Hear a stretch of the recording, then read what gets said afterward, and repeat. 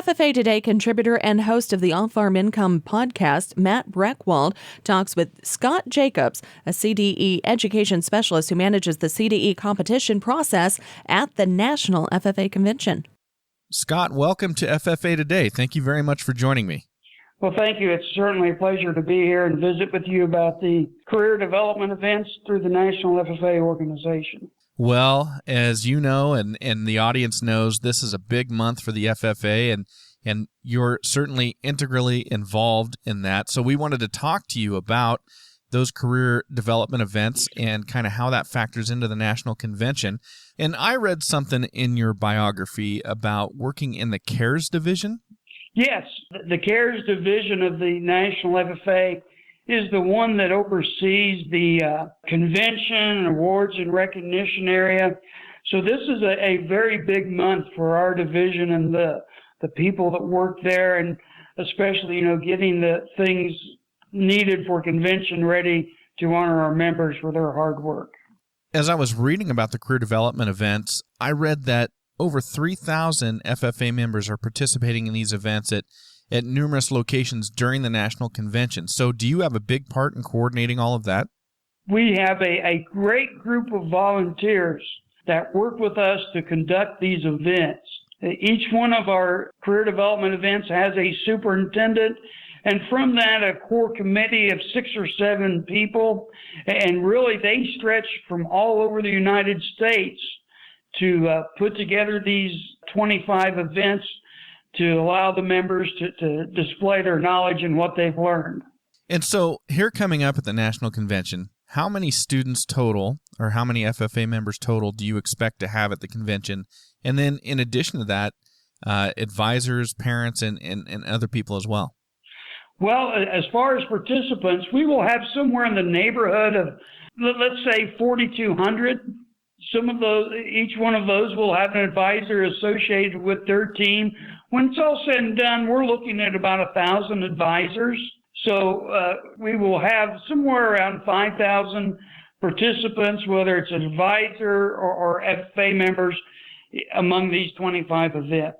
How exciting. How very exciting. And so how do you go about finding enough volunteers to help coordinate what has got to be somewhat controlled chaos?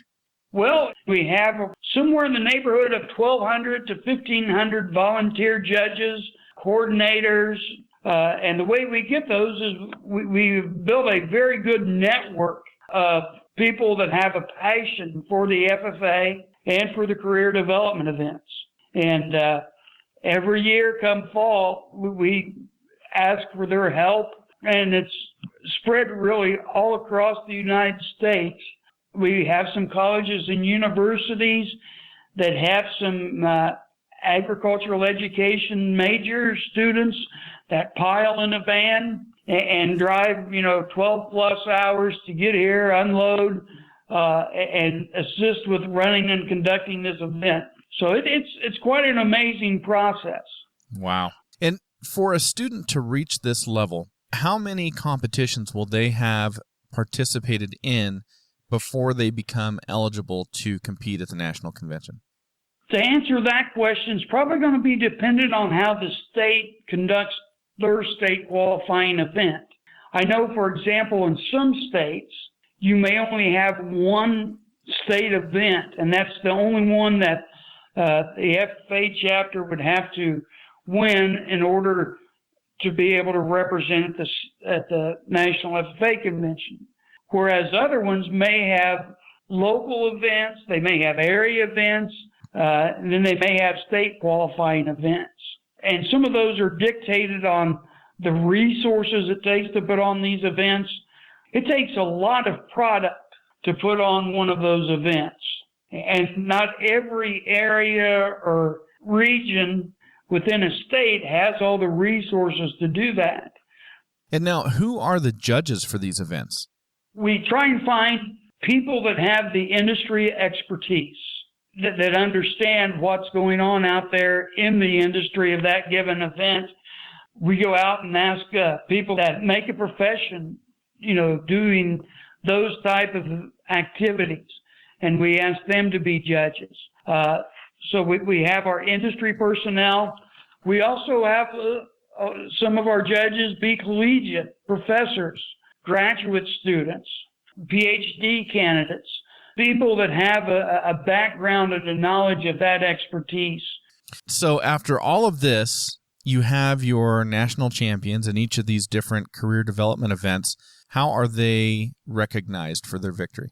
I guess maybe the biggest incentive is there are scholarship dollars associated with different events and different performances.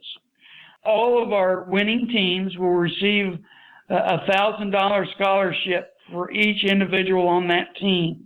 And then we give scholarships out to the top 10 individuals within that event. And obviously, they're prorated based upon their level of success. And that's always an incentive for a lot of members to do well, is to earn that scholarship. Those are allowed to be used at the student's discretion. Well, you've got a 4-day convention. This year it goes from October 19th through the 22nd. So if on the 21st of October you crown a champion in, say, your marketing career development event, how in the world do you get the plaques engraved in time for the presentations, I believe, during session 9? Well, we have a very good merchandise center that all the plaques are made with exception of the name of the winner. And as soon as we find out who those winners are, we will get them the names and they will have them inscribed on there so that they'll be ready to go. It takes a lot of coordination to get this done, and we have a great scoring staff. We have a great people that work at our merchandise center that engrave the plaques, and then we have those runners that get them from one place to the next. Well, Scott, this is fascinating, and I can't even imagine all the coordination that goes in to pull off the entire convention, let alone just the career development events. And thank you so much for joining us today and shedding some light on how this works at this fantastic convention. Well, thank you. It's been a pleasure, and I'd like to wish all the members traveling to Indianapolis and participating in the career development events great luck this year. For FFA Today, I'm Matt Brechwald.